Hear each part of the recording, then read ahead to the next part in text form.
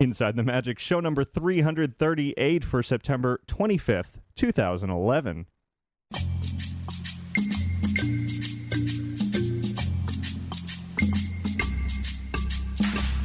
It is Sunday, September 25th, 2011. This is show 338 of Inside the Magic, and as always, I am your host, Ricky Briganti. Got a great show packed with Disney and theme park news and plenty of surprises to share from this week, a crazy week, so let's get rolling with that. But before we get started, I do invite you to visit InsideTheMagic.net. There you'll find all of our podcasts, videos, photos, news, articles, and a whole lot more. And if you ever have any news, tips, or questions, you can write to me at ricky@InsideTheMagic.net. Or you can call and leave a message at 407-494-4ITM. That's 4486. And now, let's get on with the show.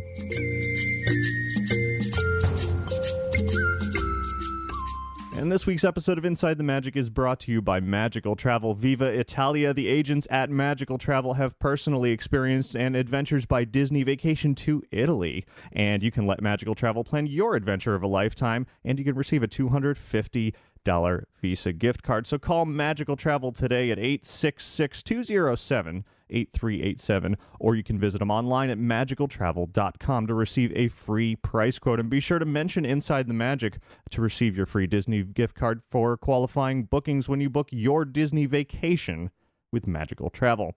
And by listeners like you. Thanks very much to Rebecca Caputo and all of our other monthly recurring donation subscribers. And by the way, last week I used the word donator or donor and flip-flopped them. Apparently they're both words. I have looked it up in the dictionary. In fact, I had a listener write in and let me know that they're both words. So whether you're a donor or a donator to the show, I appreciate it very, very much. And you can find all of that over at InsideTheMagic.net along with affiliate links and all that kind of good stuff. So anyway, now let's get started with our trip around the world.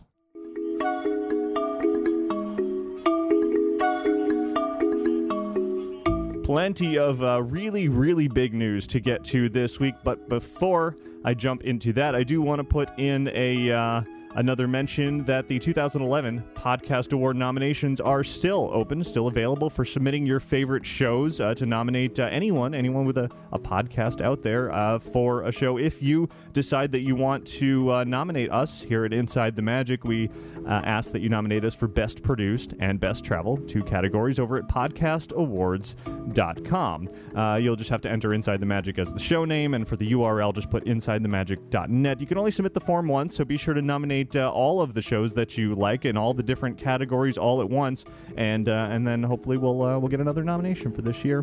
I certainly would appreciate it. Thanks very much. And while I'm saying thank you, actually, I've been to a lot of Disney parks, and obviously a lot over the last few months and years, but even in recent days, it seems like more and more often, probably ever since I've been doing the video version of this weekly show and my face is out there more, I've been getting more and more people coming up and saying hi and recognizing me, which is fantastic. So I do want to say thank you to everybody out there who just stops by, stops me on the street or in line, or, I was over at both Halloween Horror Nights and HallowScream in the last few days. Halloween events, it's dark, and yet people still found me and recognized me and said hi, and it's great. I love meeting all you listeners and viewers and everybody out there. So please always feel free to say hi when we're in the parks. So, with all of that said, let's actually get to this week's news. And I'm not sure there has been a bigger news story to talk about in a very long time than the surprise that came out this week from the Walt Disney Company. If you haven't heard already, I would be shocked, because it's been going around not only the Disney sites and the usual podcasts and everything, but also very much mainstream media crossing over into Hollywood and movies. And of course, I am talking about the fact that Disney has announced a partnership with James Cameron to bring Avatar to Walt Disney World. Completely shocking and surprising announcement that seemed to have come out of nowhere. In fact, it is such a big announcement that I felt it wouldn't even be proper to talk about it here at the top of the show when I've got other news to get to. So what I'm going to do is just hold that thought for a moment. If this is the first you've heard about Avatar coming to Walt Disney World, then I'm sure you're thinking, whoa, what? Well, I'll let that sink in for a little while, and we'll come back to that subject in just a little bit. So for now, Avatar, back burner. Let's move on with some other Disney news, and I assure you I have plenty of thoughts to share on that subject. So moving on here for a moment to something that is coming up in the very near future. Coming up this weekend will be the 40th anniversary of Walt Disney World, and Disney is, in fact, going to be celebrating it at the Magic Kingdom on October 1st at 10 a.m. At the Magic Kingdom, there is going to be a presentation, a special presentation for the 40th anniversary at the Cinderella Castle forecourt stage. It's going to involve characters and music and a speech, and it'll be, I'm not sure how long of a presentation, but a special, something for the fans, everybody who's been with Disney for so many decades out here in Orlando. And I imagine there's going to be a massive crowd showing up for that gathering. So I would recommend getting to the Magic Kingdom very early in the morning if you possibly can. In addition to that, way later, almost 12 hours later at 9 p.m. is going to be the Wishes fireworks show, and Disney has said that they're going to add special fireworks for that night for the 40th anniversary as well. In addition, there could be other surprises going on throughout the day, so we'll have to wait and see what other things Disney has in store. I've heard there's going to be special maps and buttons and some cupcakes for sale, and of course plenty of merchandise. Plenty of Disney artists will be there. They'll be signing and meeting and greeting and photo-opping and all of that. They'll be the Diamond Horseshoe, actually, Disney artists in Frontierland, as well as an Uptown Jewelers on Main Street. And those artists include Costa Alavezos, Brent Reese, Greg McCullough, Noah, Dave Avanzino, Jody Daly, and Kevin Kidney, Jim Shore, Robert Olszewski, and Gene Gonda. And they've all worked on various pieces for the 40th anniversary as well. So should be very, very exciting day in the Magic Kingdom, a very crowded day, but I look forward to being there first thing in the morning. Hopefully I'll be able to get as close as I can to the castle to check out that presentation and see what other surprises are in store for the day. Now, a lot of you have asked, are we going to have some sort of Inside the Magic meetup that day at the Magic Kingdom? I think there's going to be a lot of meetups from various groups, Disney fans there, and I'm not sure at this point. It really depends on what the plans are. If there's constant surprises and things going on throughout the day at the Magic Kingdom, it'll be tough to do that. Or if there's, other things going on elsewhere, I really don't know at this point. But if we are going to have any kind of a meetup, just follow us on Twitter and Facebook, and that will be the best way to gather. I may just send out a message saying, "Hey, everybody, let's go get a Dole Whip" or whatever. So we'll wait and see. So other Magic Kingdom area news that came out this week, and this one was kind of bizarre, out of nowhere once again. Obviously not as big of an announcement as Avatar, but Disney is in the process of reworking their transportation and ticket center parking lot signs and sections, and it's all devoted to two sections now, separating the parking lot into heroes and villains. So the old Dopey and Pluto and Mini lots and all of that are now being replaced by two different sides, heroes and villains. The heroes sides have Woody, Aladdin, Peter Pan, Simba, Mulan, and Rapunzel, and then the villain side has Zurg, Jafar, Captain Hook, Scar, Cruella, and Ursula. And basically, there's also going to be color coding in addition to the numbered signs as well as the characters. So there's multiple ways to remember at the end of the day where you've parked your car, which is always a good thing. I'm sure it's a problem regularly that people have forgotten where they parked. And now you can actually take separate trams, whether you're on the hero side versus the villain side. So it seems like it's going to be a little bit better organized, so you don't have to be riding around the parking lot, the whole parking lot, the massive parking lot, to find your car. So some interesting changes there. So here's another a bit of, there's some good news and then there's some commotion related to this that's been going on. The good news was that a few days ago, the Disney Parks blog crew, who are a wonderful group of people who are doing a nice job, putting out a lot of great information on the official Disney Parks blog, announced they were having their second ever official meetup. This was going to be a completely free event for the first 150 people plus one guest each who wrote in RSVP'd to go to a trick or meetup this coming Thursday evening of September 29th. It's going to be at the Haunted Mansion from 9 p.m. until 1 minute before midnight, and it's going to include a tour of the new queue, the Imagineers, some sort of special surprise inside the attraction that they haven't said what, along with there's plenty of surprises throughout the night because it is a 3-hour long event, which is wonderful. And fortunately, I was able to RSVP quickly enough to get into that event, so I'm really looking forward to that. They're also encouraging attendees to this trick or meetup to wear a costume. Not sure if I'm going to be donning a costume or not, because I'm sure I'll be juggling 20 cameras like I normally am at this kind of thing, and a costume might get in the way of all of that, but we'll see. Maybe I'll wear something pretty simple. But it sounds like something really fun. Great that the Disney Parks blog is putting on free events like this. They did one for Star Tours a few months ago, which was fantastic. They did a really nice job with that. And if this one is anything like that, and it's, of course, Haunted Mansion themed this time around, then I'm absolutely going to love it. Now, I mentioned there was a bit of commotion related to this. Not only, it was limited, obviously, so some people were disappointed that they couldn't get in, but that's understandable. That's just the way it goes. The flip side to this is the very following night, September 30th, is the Room for One More Haunted Mansion event that tickets have been available for a number of weeks now and still are available. That costs $285 a person. All Haunted Mansion fans have not very happy about that large ticket price, but it is a Haunted Mansion themed event, this Room for One More event, and it includes dinner and an Imagineer panel and a special gift and more surprises there. And so I bought a ticket for that as well, as did probably a couple hundred others. The tickets haven't been selling nearly as well as Disney probably had hoped, but there's definitely, a decent amount of people going to that. However, that event is actually taking place over at the Contemporary and is not going to the Haunted Mansion at all, which, everybody was a little bit puzzled about. So you go to the Contemporary Resort for a Disney Haunted Mansion event, and you would expect you'd actually get to go to the Haunted Mansion. You pay $285 to go to this event, and you don't actually get to go over to the mansion. But it still seems like it's going to be a really fun event there. However, when you hold a free event the night before, and that one actually goes to the Haunted Mansion, that's a little bit odd. And needless to say, people who paid $285 weren't terribly thrilled about having a free event at the mansion the night before. So a lot of complaints were filed with event services and so on and so forth. So ultimately, Disney did decide to give some bonus gifts to those who have paid the $285 to go to the Room for One More event. Everybody going to that is now going to get tickets to go to Mickey's Not So Scary Halloween Party that night and get to go over to the Haunted Mansion and get a few other things as well, including some additional surprises. So Disney is trying to make it right for those who are paying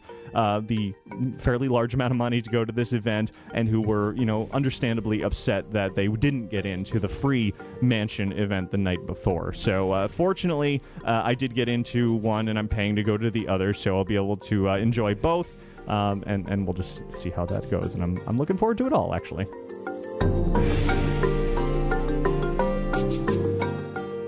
All right, moving on from there, let's talk a little bit more Halloween, where Disney is changing a little bit of Halloween festivities out here at Walt Disney World as well.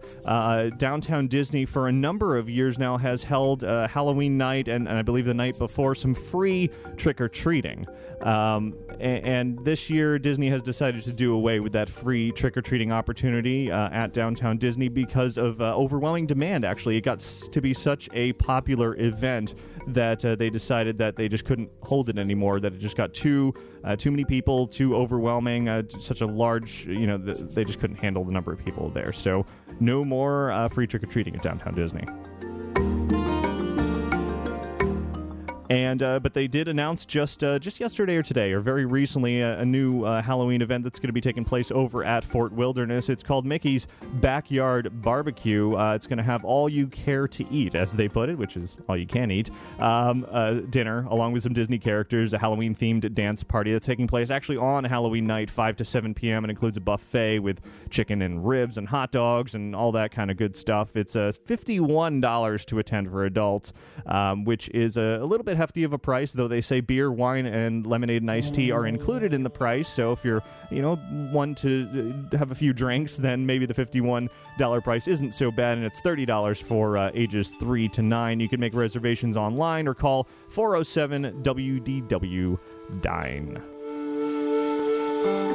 All right, let's hop over to downtown Disney now, where apparently Magic Masters, the magic store on the west side of downtown Disney, is now closed. Today is the actual final day of operation for Magic Masters. It's been there since 2001, and it's being replaced by a store called Something Silver, which has a location out at Disneyland Resort as well. And of course, it's jewelry, Something Silver jewelry store. Makes sense. And another closure that I saw reported earlier today, haven't been there myself to see it, but we recently mentioned that the smaller Segway tour of Epcot, not really the tour, but just the training portion, they did away with that, just having the tour. Well, now apparently the free Segway portion of Innoventions at Epcot is also disappearing. I don't know if they're completely getting rid of it, or if they're retooling it, but it looked like there were no Segways being out and about, at least today, earlier that I saw. So I'll have to kind of wait and see what is exactly going on over there. It seems like there are some Segway changes at Epcot.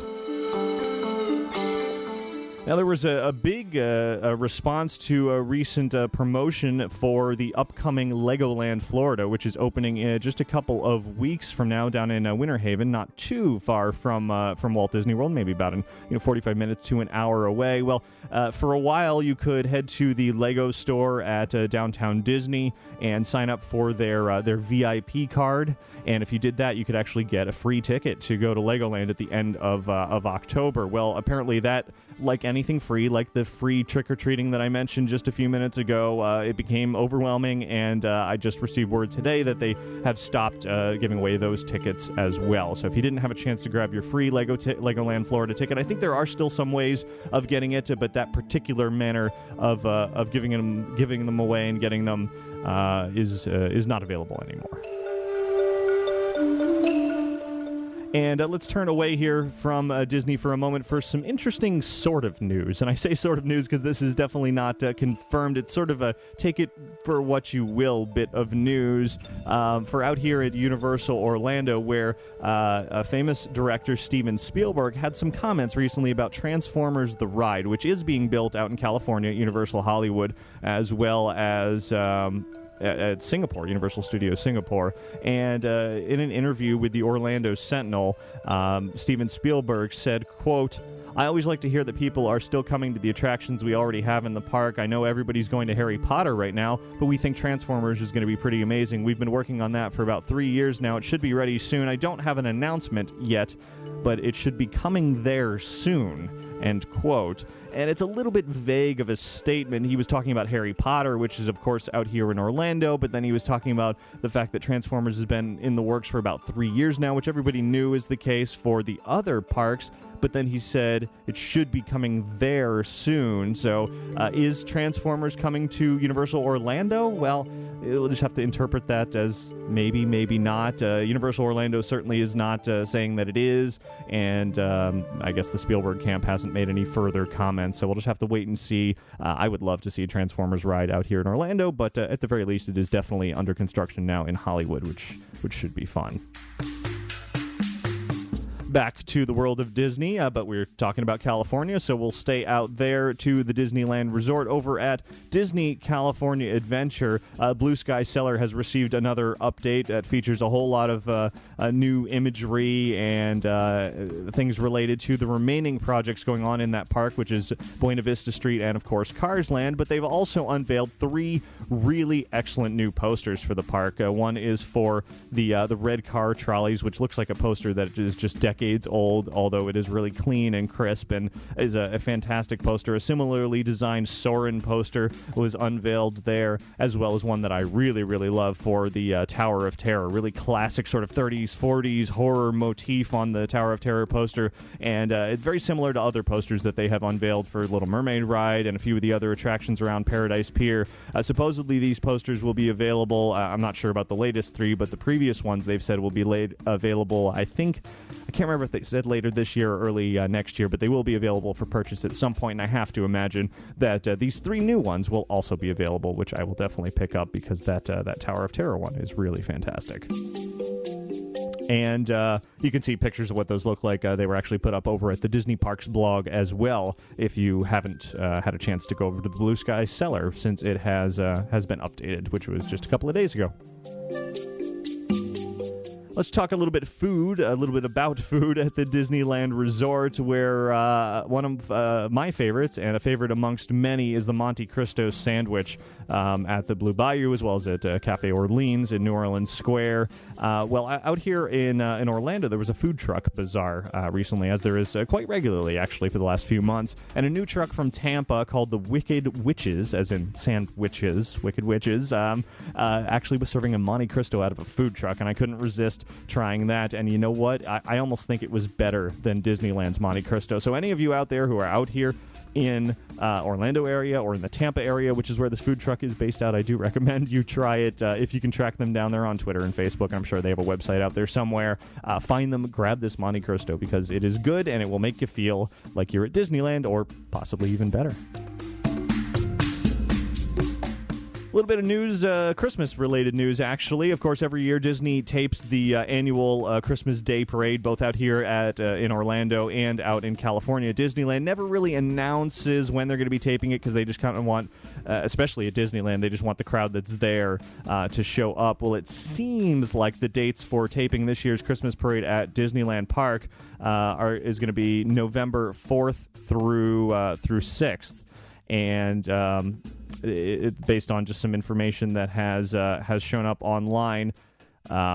However, it's not confirmed. Like I said, Disney is not totally being forthcoming with that information. But if you happen to be in Disneyland Park November 4th through 6th, there's a good chance you might see some musical performances or hosting or Nick Cannon or something like that. It's about the same time that it happens normally every year, so it seems highly, highly likely that is going to be true. Let's jump overseas now, where Christian from Manchester, UK, wrote to me with some Disneyland Paris news about Rock and Roller Coaster, which apparently has had an update with some better effects and lighting added to that. There's some pictures online. There's a website, dlrptoday.com, that has posted a video and some photos, so if you want to check that out, head on over there. It'd be nice if we also got the update here in Orlando. I think the ride is certainly a whole lot of fun, but it's old and it's never really had an update, and so if they're updating the Paris version, why not update ours out here in Florida as well? Some more big news for this week was the official grand opening of Disney's newest hotel. It is Aulani, out in Ko'olina, Hawaii. They had a grand opening ceremony just a few days ago with fireworks and some Hawaiian performances. It was a Disney-inspired Hawaiian celebration to mark the official grand opening, even though the hotel's actually been open for roughly a month now, a little less than a month. You could consider that maybe a soft opening phase. The ceremony included Bob Iger. I believe Talking Mickey Mouse was there. Tom Staggs, the chairman of Walt Disney Parks and Resorts, was there, and they each had a few things to say. In addition, the guests of the hotel were actually invited to witness the ceremony as well, which is a nice touch. Always good to involve guests instead of just the media there. I was not out there in Hawaii, and I don't have any plans to visit Aulani anytime soon. I will, I'm sure, someday, but it's not in the immediate future for me.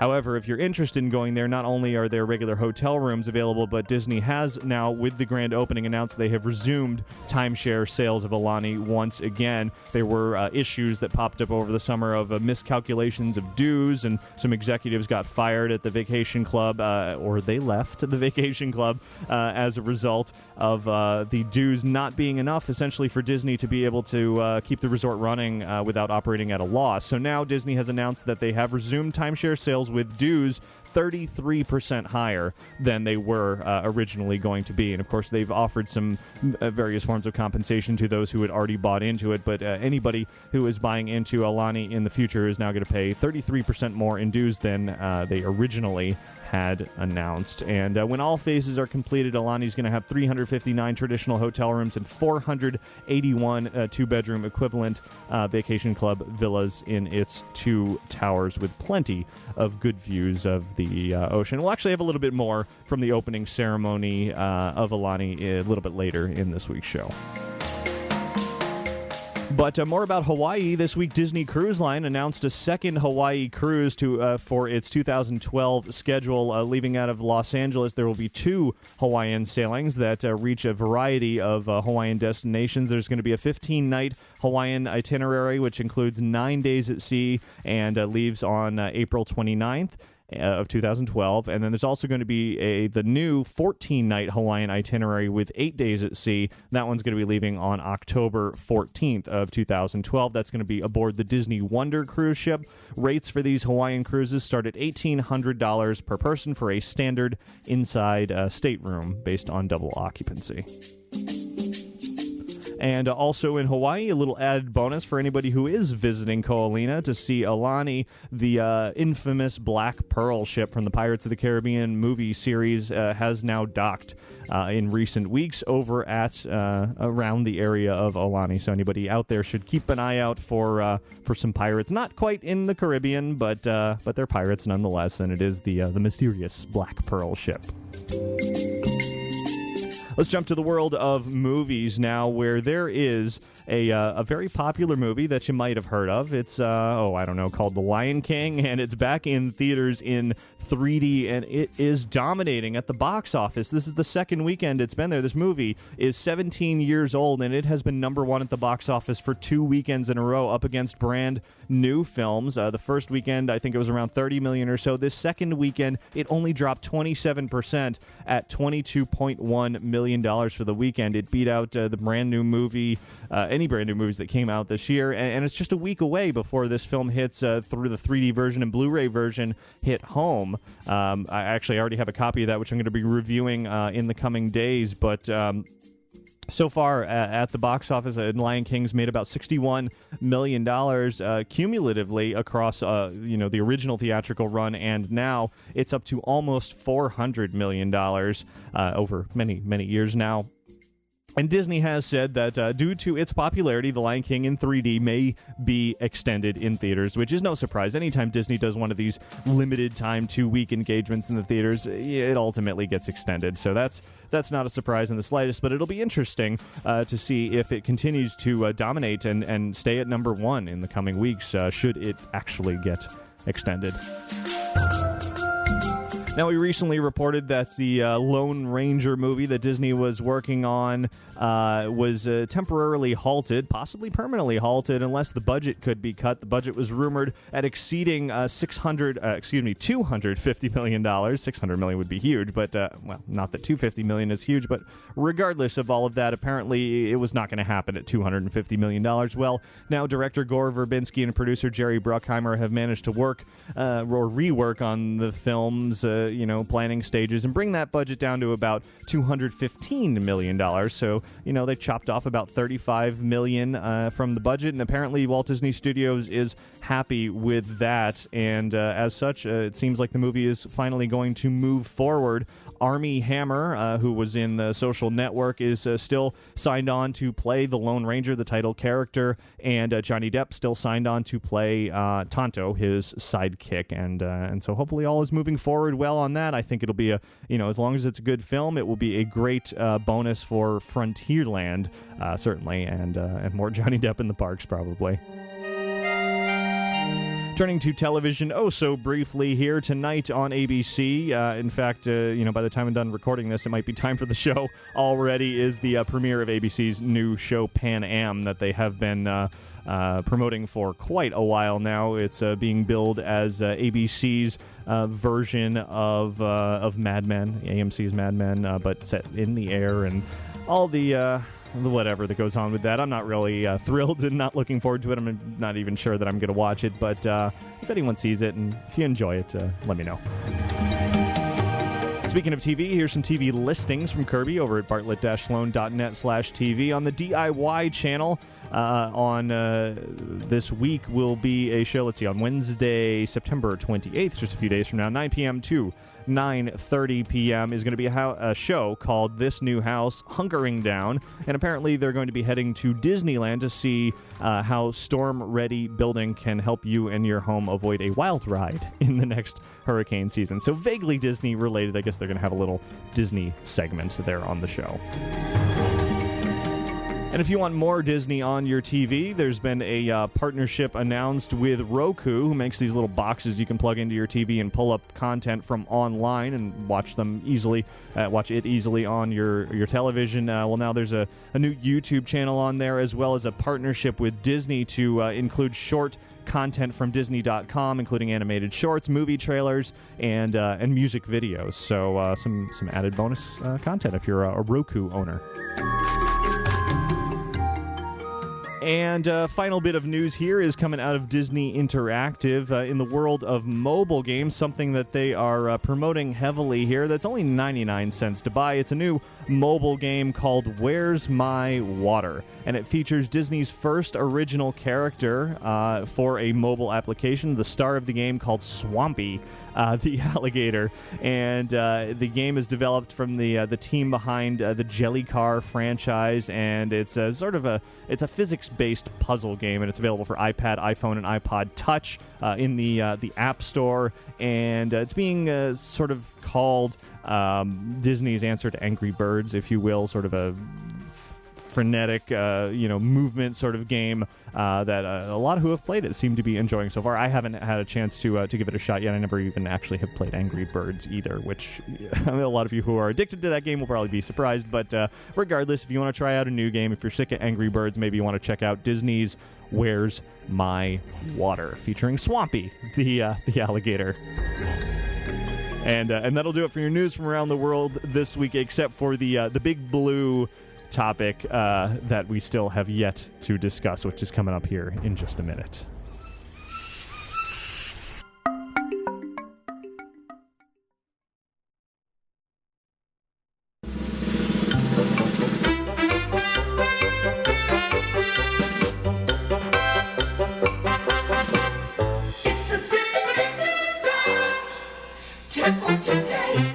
And this week's tip comes in from Scott in New Jersey, who writes, just got back from 6 days at Walt Disney World. First longer trip for us with a child, our 2.5-year-old son. A tip I stumbled upon is for those guests who want to visit the Camp Mini Mickey greeting trails in Animal Kingdom. Time your visit for when the Festival of the Lion King show is running. We waited in lines of at most 3 to 5 guests for each character in the area, and as we finished up our last meet and greet with Mickey, the show let out, and we quickly noticed that each character had lines of 20 or so families. So if you want to get in and out quickly, head to Camp Mini Mickey about 5 to 10 minutes after the Lion King show begins. Scott, a great tip. I think a lot of people go over there expecting to do the character meet and greets before or after the show and end up in long lines, because a lot of people think that way. But if you do it during the show, sounds like the lines would indeed be shorter. So thanks for that tip. Everyone else out there, email your tips into tips@insidethemagic.net.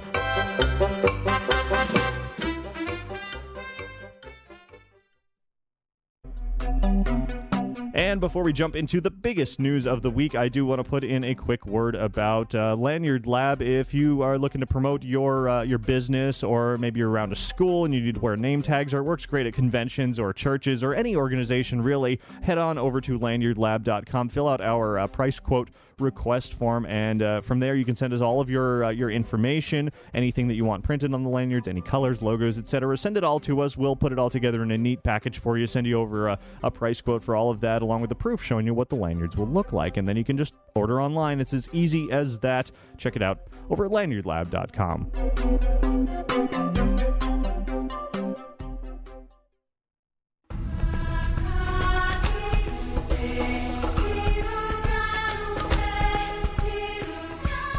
So now let's get back around to the biggest news of the week, and that is what I said at the top of the show, the announcement that Avatar is coming to Walt Disney World. Avatar being the hugely successful a movie that came out, I guess, last year, did incredible numbers at the box office, broke all kinds of records worldwide, more than $2 billion at the box office, and is just staggering numbers. And now Disney has decided that the characters in the world of Avatar need to come to Walt Disney World in a very very big way. This is no small project. It's coming to Disney's Animal Kingdom, and before I get too far into talking about it and whatever limited details that Disney and James Cameron have announced that they have said are coming here, I actually want to bring you to the announcement itself, which took place at Walt Disney Imagineering just a few days ago. In fact, it sort of happened very strangely. It was such a secret, such a surprise. Disney really put together a quick sort of invitation for a limited group of media to head out to Walt Disney Imagineering for a press conference, and they didn't tell anybody why. They didn't say if it was an announcement, if it was something to be worried about, if it was something new, something amazing. They simply said, come to Imagineering, we'll tell you more. And when Disney says that, you do it.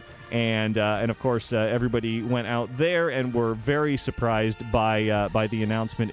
So the announcement at Walt Disney Imagineering came from Bob Iger, president and CEO of the Walt Disney Company. Tom Staggs was there, as well as James Cameron and his creative team behind the film Avatar. And I want you to hear directly from them how they are billing this massive and quite expensive and quite expansive new project for Walt Disney World. So we'll hear a little bit from each of them now, and then I'll be back to offer some more details and my own thoughts as well.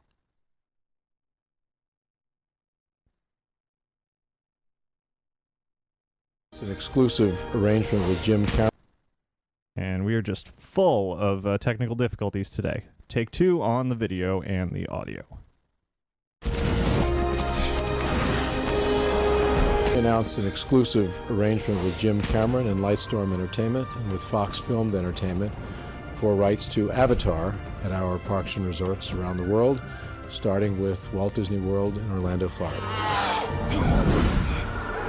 Being the highest grossing film of all time, Avatar has been hailed as one of the most innovative and visually stunning movies ever produced, and I think is one of the most memorable movies of our time. I mean, what we really want to do is we want, the people who go to the parks of all ages, but in my mind especially kids, to be able to walk on Pandora, to walk through the rainforest, to fly with the flying creatures in the floating mountains, and some other environments that haven't even been revealed yet. Since its inception, Animal Kingdom was conceived as a place where we could allow guests to immerse themselves into the world of animals and nature, both real and mythical.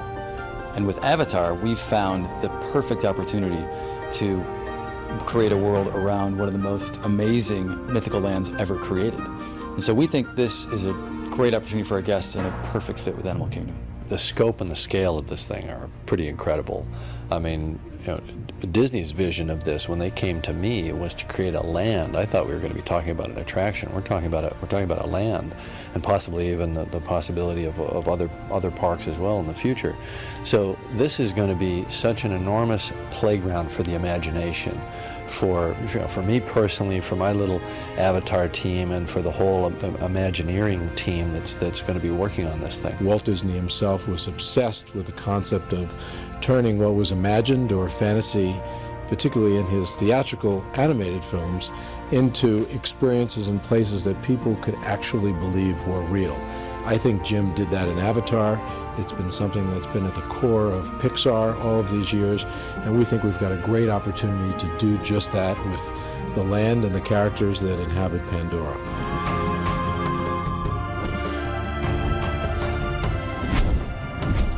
So there it is. It's Avatar coming to Walt Disney World, and there's a lot of opinions out there as to exactly what people are thinking about why and how and where and everything that is going to be included, and the whole thing just leaves me feeling a little blue in the face, to be honest. It's a little bit mind-boggling that this is coming to Walt Disney World, being such a massive outside property.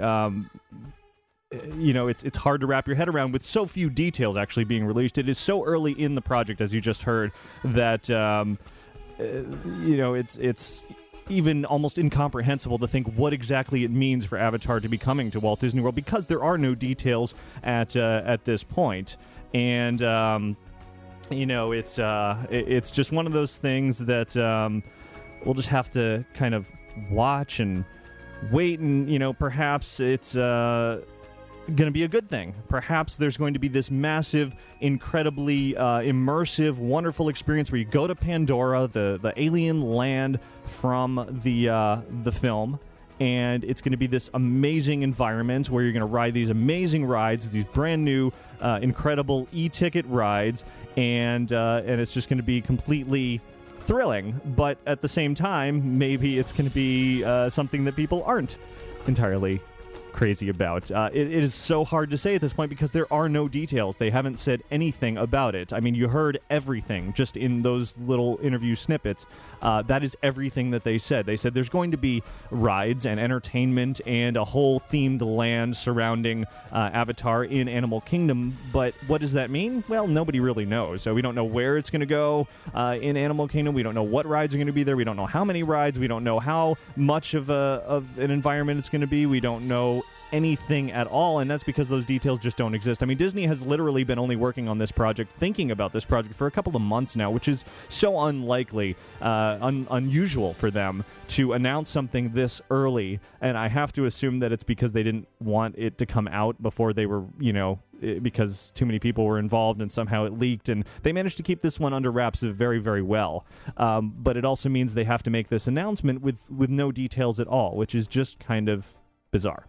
With that said, there's certainly a lot of history to the notion of mythical creatures and fictional creatures at Animal Kingdom. It was supposed to be part of Disney's Animal Kingdom since the beginning. If you look at the Animal Kingdom logo, that's been there since the beginning. There's a dragon, a big dragon right in the center of the logo, and that was going to be, potentially part of this beastly kingdom, as many have called it, this part of Animal Kingdom that would be devoted to fictional or mythical creatures. And now the world of Avatar is kind of moving into that realm because obviously Pandora and the big blue guys from the film and girls and creatures and winged things and all of that don't really exist in real life. So it's moving in that direction, much like the Yeti sort of is in that gray area between a sort of real animal but not really.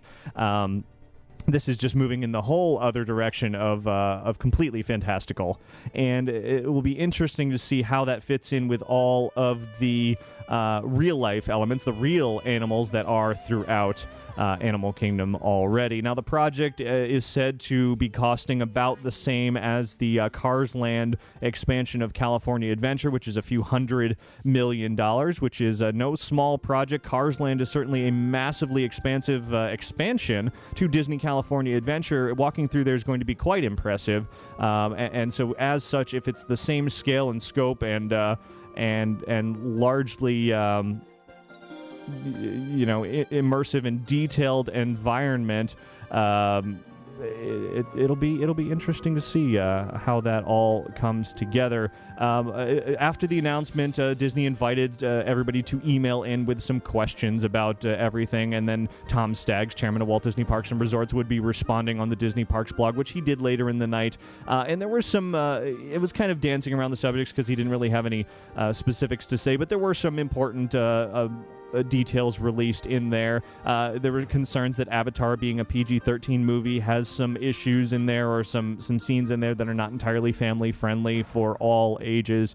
And Staggs' response to that was they'll basically, how about I just read his response? He wrote, quote, "At its core, Avatar is a film that embraces strong positive themes of family loyalty, living in harmony with nature, and belief in oneself, all values that we share at the Walt Disney Company. You can be sure that these are the same themes that we'll explore throughout the Avatar lands." End quote. And he pluralized that because there is the possibility that after Disney's Animal Kingdom, it will make its way to other parks, perhaps Shanghai, which is still a very vague notion, perhaps, who knows where, but they've said definitely Disney's Animal Kingdom will be first, with construction beginning in 2013 or by 2013 and opening somewhere around 2016-ish. Which will be after two more Avatar films come out in 14 and 15. Christmas time, 2014 and 15. So by then, there will be even more of the world of Avatar to explore. And it won't be just a focus on what was seen in the first Avatar film, which many have said is kind of a rehashing of other tales like Pocahontas or Ferngully or any other movie that it was compared to as far as the plot goes. Many have complained that Avatar didn't have a great story, or at least an original story, because it was so similar to those. But by the time 2 more movies come out, there may be, a considerably larger amount of story to tell in this Avatar land, Pandora land, whatever it's going to be called. We don't know at this point, but whatever it is, we can be certain that it's going to be highly immersive, huge, lots of attractions, lots to see and do, and certainly family friendly. Why is the land at Disney's Animal Kingdom? Why not at Hollywood Studios, since Avatar is a movie? Many are wondering that, and Tom Staggs responded to that on the blog as well, saying, quote, Disney's Animal Kingdom is the perfect place for our first Avatar land because at its core, the park gives guests an opportunity to experience the worlds of animals and nature, real and mythical, in whole new ways. With Avatar, we found the perfect opportunity to let our guests explore one of the most compelling mythical worlds ever conceived. Animal Kingdom also celebrates adventure, living in harmony with nature, and environmental stewardship, themes that are deeply rooted in the story of Avatar, end quote, which has led a lot of people to wonder, what is Joe Rohde, Imagineer Joe Rohde, thinking about Avatar? Of course, Animal Kingdom has been sort of his project from the beginning. He was instrumental in the development, along with many, many other people, but he was the lead on developing Disney's Animal Kingdom for being a real tribute to nature and the environment of real life, and Avatar clearly is not real life, and so it remains to be seen what Mr. Rohde has to say about this. I'm sure he will stay quite silent as he is out in Hawaii working on Aulani, which again is tapping into a real life area, not so much the fictional Pandora of Avatar. Another question many are asking is why Avatar, why outside properties, why Marvel, why anything that is not Disney? Disney has decades of history. Why go outside Disney to make a giant new addition to Walt Disney World? And, Bob Iger said just a few weeks ago, and I assume he must have been hinting at this at the time, that they are interested. Disney is interested in pulling in any kind of characters. They're looking for stories. They're looking for characters with stories, and it doesn't matter if they're Disney or not. If Disney can share these outside stories and their solid experiences and things that they think the Walt Disney Company belongs with, then that is where they're going to go with it. So that's where Avatar is now fitting in. Of course, as soon as the announcement was made, everybody was thinking this is Disney's answers to the wizarding world of Harry Potter over at Universal Orlando, which has been doing extremely well. Massive crowds, a huge attendance boost to Universal Orlando as a result of the wizarding world of Harry Potter, and everybody sort of turned to Disney when that opened and said, okay, now what? New Fantasyland expansion at the Magic Kingdom is not Disney's answer to the wizarding world of Harry Potter, because that project was already in the works, already ongoing when Harry Potter came about. This is Disney's first major announcement, major new project since Harry Potter, the Wizarding World of Harry Potter, has opened and really wowed everybody in the themed entertainment community and fans and everybody. Of course, Harry Potter has a huge following, and Avatar, well, it did really, really well at the box office, particularly worldwide, more so than in the United States. But is it the next Harry Potter? That I'm not so sure of, and many are not. It's one thing to visit Hogwarts and Hogsmeade Village and all the magic and the characters and the wizardry and all of that of Harry Potter. It's another to have a bunch of big blue guys and winged creatures and mountains in the sky, and it's a very, very different type of thing, and it really is going to depend on these next 2 Avatar movies that are in development as to whether or not they will catch on as much as something like Harry Potter. So there's a lot to be seen there. As far as what is going into this Avatar land, well, we don't know. Disney hasn't announced it, they haven't even developed, they haven't designed anything that is going in there yet. They're still trying to figure all of that out.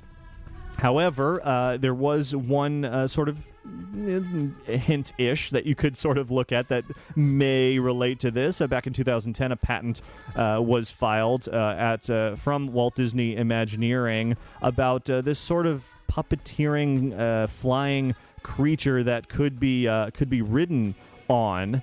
And this wouldn't be for guests to ride on, but rather for a performer. And strangely, the drawing that came with this 2000 patent looked a whole lot like something that would have been flying through the world of Avatar. Of course, it just kind of looks like a flying dragon, but it would basically be this contraption that a cast member or performer would sit on, and it would fly through the air, powered by this big fan system, and they could flap the wings and really move it along. And you know, it's not hard to imagine a show like that in an Avatar land, where that whole notion of taming the big winged creatures, the Ikran, I believe they're called in the film, you could do that. You know, it would be a show. They walk up to one and make the connection with it and then fly away on it. That would certainly be an impressive show amongst many, many other entertainment offerings and attractions throughout the land. There's certainly lots of possibilities for some fun experiences, and I think that's where the silver lining of this announcement lies, is that even if you're a fan, whether you're a fan of Avatar or you're not a fan of Avatar, which I personally thought the movie was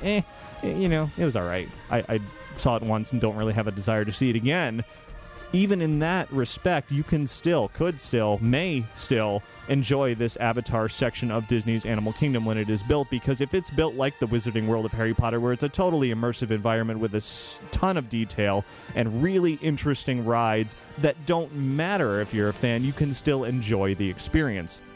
I still wouldn't call myself a fan of Harry Potter. I've seen the movies now, haven't read the books. I had never seen the movies prior to leading up to the Wizarding World. I finally watched them so that I would know what's going on in that land, and you know, they're good. They're not my favorite, but I love the Wizarding World of Harry Potter. I think they've done an incredible job with that area of the park, and so it's possible that the Avatar area of Disney's Animal Kingdom will be equally as enjoyable in that respect. So I hold my thoughts as a result of that. I don't really know what to say.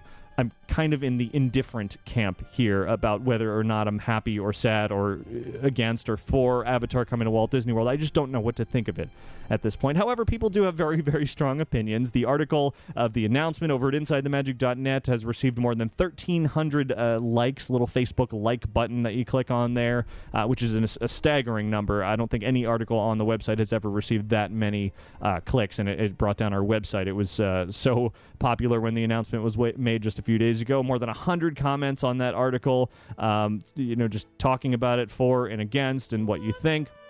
And I actually put a poll up over on our Facebook page as to whether or not you enjoy or will enjoy or are looking forward to or support this Avatar announcement, and the opinions are split so evenly. It's incredible. 420 responses to this poll as of my last count. 35% positive for the announcement for Avatar coming to Walt Disney World.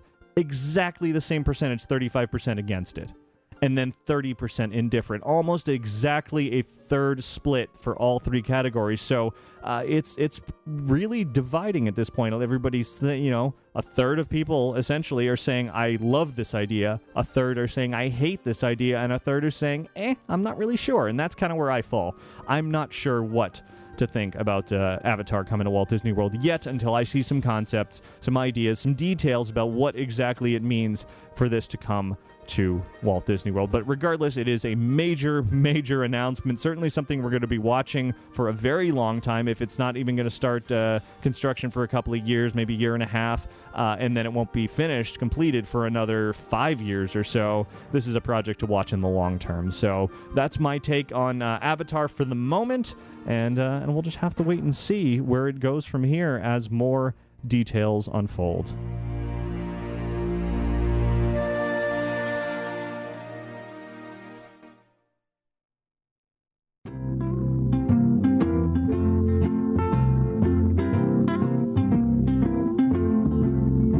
Now we move from Avatar to Aulani, from one A to another, and from a project that is just barely getting rolling to a project that is actually coming more or less to a close with the grand opening this week. I mentioned a lot of the details about Aulani's grand opening earlier, but it was a really nice ceremony. As I said, I was not there in person, but from what I saw in video online, it was a nice ceremony that concluded at the end of the whole thing with a great performance.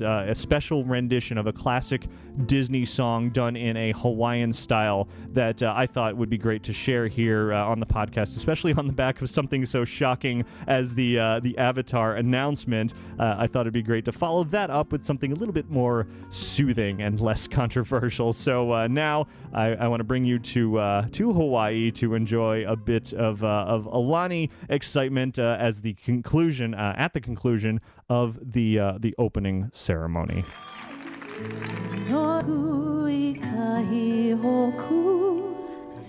He mea ole I ke kono ai a ko I ini e hiki mai ana ina hilina I oi a o he noi oi loa ku ke noi aku I kahi hoku e ko ana na moia. Walt Disney once said, "You can dream, create, design, and build the most wonderful place in the world, but it requires people to make the dream a reality." Please join us in recognizing the true heart and soul of Aulani, our amazing cast.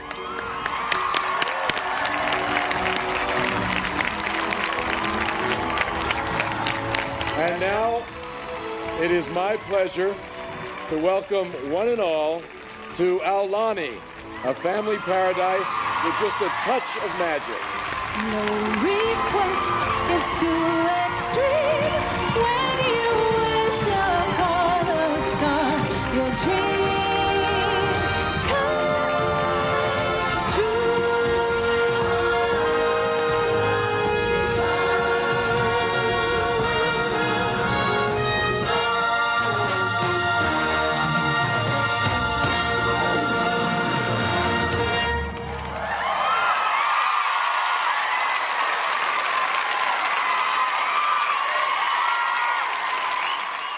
So there you have it, a taste of the opening ceremony of Aulani, which was a wonderful little Hawaiian traditional song version of "When You Wish Upon a Star" there, and the hotel is now officially open. As I said, timeshare sales have continued. Of course, you can book a hotel. It's not inexpensive by any means, but if you can get out there, I've heard a lot of really great things about the whole stay and the room and the area. The only negative that people seem to have been saying so far is that the food and food service has not been spectacular so far, but I'm sure that will be something that will be fixed in the long run. So I look forward to going to Aulani someday, as it is now officially open.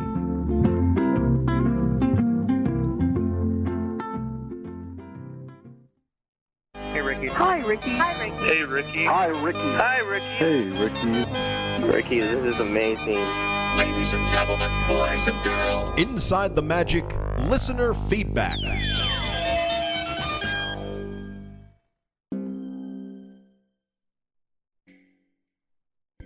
So we're going to wrap things up here a little bit differently this week on Inside the Magic. I do have a little bit of listener feedback to get to, but in the meantime, I will play a little bit of creepy music to get you ready for what's to come next, because in the past couple of days I have experienced both Halloween Horror Nights at Universal Orlando as well as HallowScream over at Busch Gardens. I've enjoyed both very much, and I did want to talk about them this week on the show, but I know that all of you out there listening are not crazy about Halloween and the more intense experiences here in Orlando, so I thought I would set the stage a little bit, transition a little bit here, do the listener feedback, and then I'll move up into talking about those experiences at the end of the show. So if you don't want to hear it, you can just kind of skip that part. So let's move into the listener feedback here, which is going to be the creepiest sounding listener feedback you've ever heard.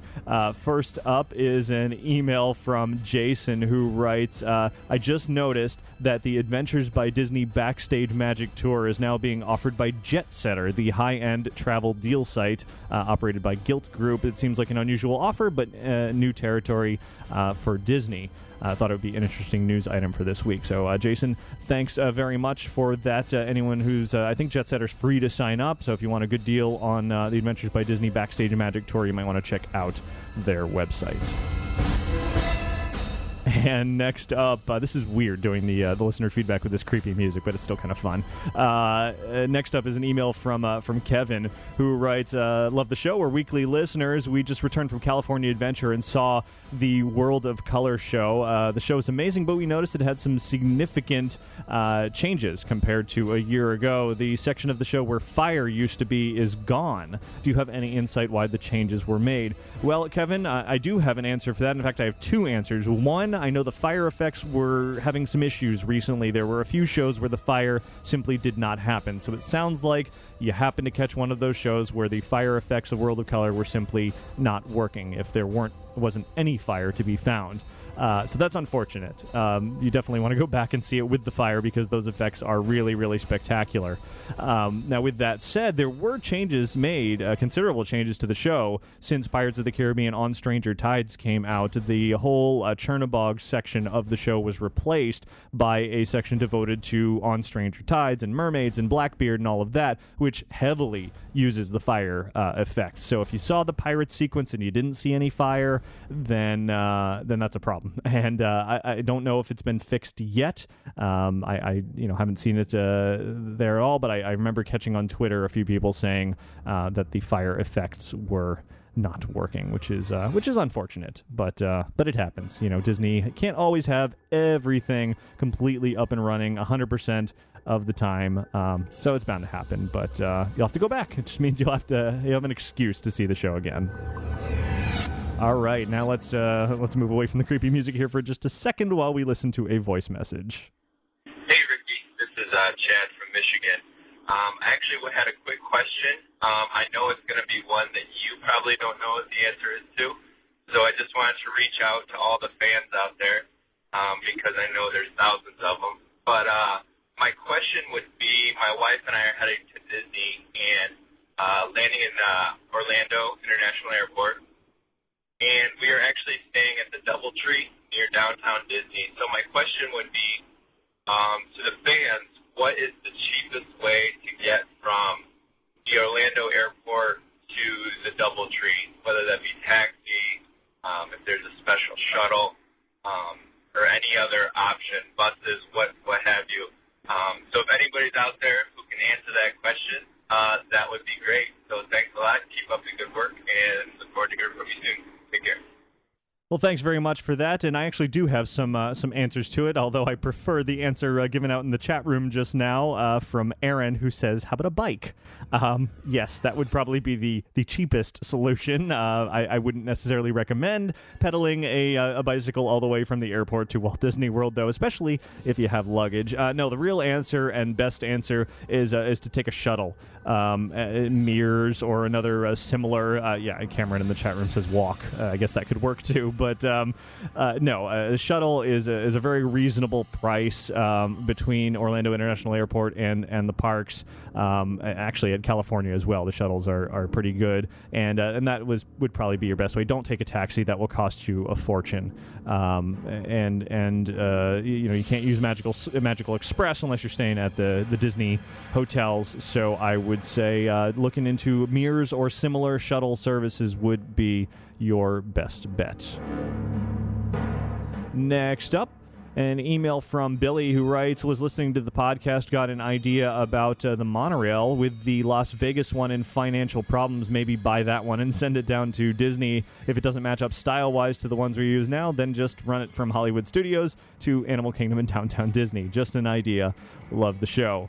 Billy, an interesting idea. I highly doubt Disney would purchase Las Vegas's monorail system, but with recent maintenance issues of the Walt Disney World monorail system, I do feel like they need some sort of sort of help, and they've tried to fix that recently by limiting the hours that the monorail is running. It closes an hour. The system shuts down an hour after the parks do, and so that gives them more time for maintenance at night, and hopefully that will prohibit the monorails from having issues, breaking down and that sort of thing in the future. But looking forward, I'm not sure Disney would want to purchase a used monorail system.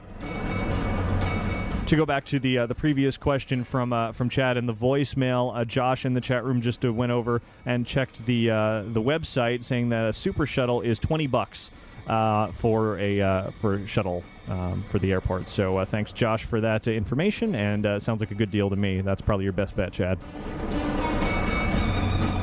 Next up, here's a fun email from Jody, who writes, I've just finished my second week at university studying for my teacher's qualification, and you'll never guess what, a girl on my teacher training course, Kate, I mentioned her name because she may be listening, arrived for a gym class wearing a Diz Unplugged t-shirt. Of course, I asked her where she got it, and she looked shocked. She couldn't believe that I had heard of Diz Unplugged.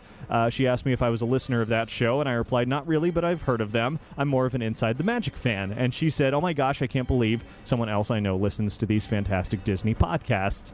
We hadn't really spoken before, and now I have someone who shares the same Disney enthusiasm and love for Disney podcasts. Anyway, the point of my tale is that she is obviously supporting Diz Unplugged all the way over here in the UK. And as a matter of fact, is that I want to wear an Inside the Magic t-shirt all the way over here across the pond to show support for you, Ricky. I'm extremely jealous of Kate's t-shirt and would really like one of my own, but from Inside the Magic. Will you ever make some Inside the Magic t-shirts? And could I be the very first owner of one? Just think you could have me walking around the UK wearing one of your t-shirts. What do you think? I look forward to hearing your response. Well, Jody, I did used to have Inside the Magic t-shirts, and technically they are still available out there. I think if you go to cafepress.com/Inside the Magic, I believe is the address. I'm checking that right now just to be sure. That was our online store for some old designs of Inside the Magic shirts. And they're not the greatest shirts in the world. The design was not exactly put together with a whole lot of forethought. They're kind of just the Inside the Magic logo. But if that's what you're looking for, then that could certainly work out for you. But I have contemplated with adding an additional store to the website with some other products like T-shirts and some lanyards and maybe some more pins, things that we used to do a number of years ago. So certainly a possibility there. And hopefully I'll post some of that soon. But in the meantime, you can check out that Cafe Press site because I believe it is still out there and around. All right, one more email this week from Danielle, who writes, I started listening to your podcast when The Little Mermaid and Star Tours opened in California, and since then, I wonder why I didn't find this earlier. Well, I have a few things to say. I'll keep this short. I've got a question. My birthday is November 13th, and if I go to Disneyland, would some of the decorations for Halloween still be up, or will they still be Christmas decorations? And I have a few family members that work and help with Disney. One of my family members is on my mother's side, works at Walt Disney World as Belle, and my Uncle George worked on the original Enchanted Tiki Room, so I have a little Disney in my family. I hope when I get older I can work at Disneyland. Danielle, great. Sounds like, welcome to the podcast. Glad you have joined us. And, I'm happy to hear that you're working your way into Disney as much as possible. As far as decorations, Halloween will be all done by then, and they will definitely have moved into the Christmas season for middle of November. So you can expect to be decking the halls and jingling bells and all of that kind of thing when you show up. And so, anyway, thanks very much for watching and or listening to the show. And that will do it for listener feedback this week. So while that wrapped up the listener feedback, that doesn't signify the end of this week's show, because as I promised, I'm going to be talking about Halloween Horror Nights over at Universal Orlando and HallowScream at Busch Gardens, two fantastic Halloween time events that I have really enjoyed going to over the last few days, and I have many thoughts to share on both that I hope will help you plan your adventures for those of you who are fans of these events and the more intense style of Halloween excitement. Now, As I said earlier, I know that all of you, all of our audience is not necessarily a fan of that, so I want to give everybody an opportunity here to go ahead and turn off the show at this part if you are not a fan of these type of Halloween events. In fact, I encourage you to if you have a younger audience with you, because especially if you're watching the video version of this show, not everything that I'm going to be showing is entirely family-friendly. It's certainly in the parks, and it is open to anybody's eyes. There's nothing totally obscene or anything, but it may not be exactly what you want your whole family to see. So with that said, I'll give you a few moments here as I collect my thoughts and prepare to descend into the madness of Halloween Horror Nights and HallowScream.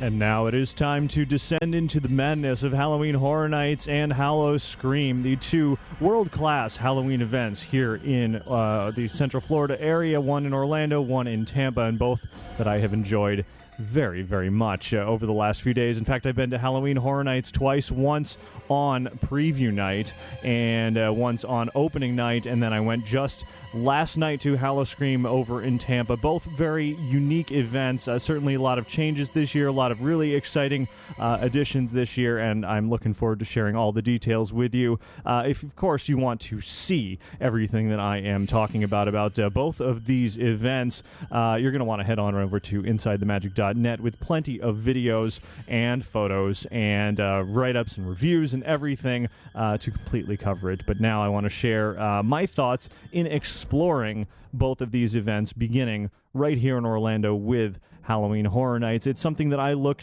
forward to every single year. In fact, it is my favorite event of the year, and Universal Orlando never fails to disappoint me with their extreme version of Halloween. It is a high-budget, high-intensity, very elaborate, highly detailed event, and this is the 21st year of Halloween Horror Nights at Universal Orlando with this year's icon, Lady Luck. You may have seen her on billboards. You may have seen her in a commercial.